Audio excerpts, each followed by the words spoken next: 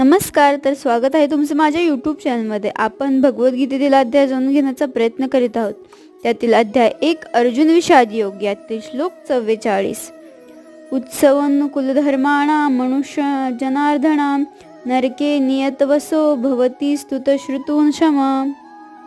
हे जनार्दन, ज्यांचा कुलधर्म नष्ट झाला आहे असे मनुष्य अनिश्चित काळापर्यंत नरकवासात असतात असे आपण ऐकत आलो आहोत.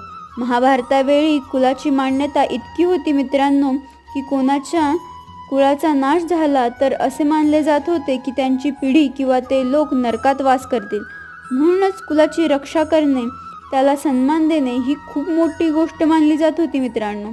आपणही हे ऐकत आलो आहोत की जे कुलधर्माचा आदर करत नाहीत ते नरकात जातात. म्हणजे जिथे धर्म नसतो ते ठिकाण नरकासमान मानले जाते. या युगात आपण आपल्या आसपास अशी ठिकाणे